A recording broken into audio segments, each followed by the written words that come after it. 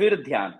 अब देखो, चित्त को एकाग्र करने के लिए आपने किसी एक वस्तु को तो साधन बनाया, उसके सिवाय किसी और वस्तु का विचार नहीं आना, यह ध्यान की सिद्धि है। दाखला तरीके, आपने एक फोटो को आपके धारणा का साधन बनाया, भाई हूं आप फोटो ने राखी ना, भाई आप फोटो ऊपर हूं, ध्यान करिस। तो अब उस फोटो सिवाय किसी और विषय का विचार नहीं आना, तो समझो कि आपका धारणा ध्यान में बदला और आपके ध्यान की सिद्धि हुई। बराबर। अब योग क्या आज्ञा करता है कि जिस वस्तु से आपने चित्त को एकाग्र किया है, अब उस वस्तु को हटाकर आत्मा का चिंतन करो।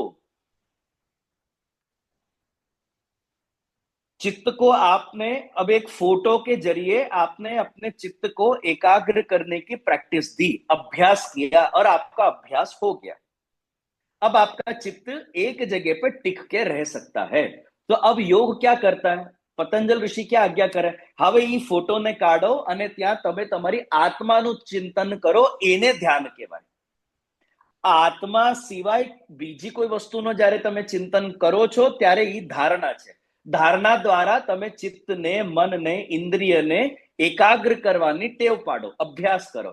જ્યારે ઈ ટેવ પડી જાય ત્યારે ઈ વસ્તુને હટાવી હવે તમે આત્માનું ચિંતન કરો।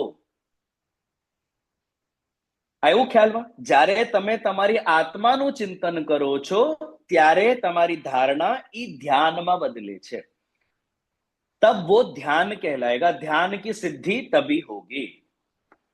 पहले आप किसी फोटो पे अपने ध्यान को केंद्रित करते थे, उसकी जगह पे अब आप अपनी आत्मा पर ध्यान केंद्रित करो, ये अंतर है। धारणा और ध्यान के बीच में ये अंतर है। धारणा में आप किसी फोटो के ऊपर आपका ध्यान केंद्रित था, ध्यान में अब आप अपनी आत्मा के ऊपर अपना ध्यान केंद्रित करते हो। अब देखो, मैं एक और चीज बोल दूं, ये जितना आराम से मैं आप लोगों को समझा रहा हूं या जितना सरल करके मैं आपको समझा रहा हूं, प्रैक्टिकली उतना सरल है नहीं। टाइम लगता है, मेहनत लगती है, प्रैक्टिस लगता है, धीरे धीरे हो जाता है, पर कठिन है। हर एक के बस की बात नहीं है। हर व्यक्ति योग के द्वारा मोक्ष प्राप्त करने का सामर्थ्य नहीं रखता। तो मैं जितना आपको आराम से बता रहा हूं, प्रैक्टिकली उतना आसान नहीं है, पर असंभव भी नहीं है। आप अगर प्रैक्टिस करोगे तो आप कर सकते हो।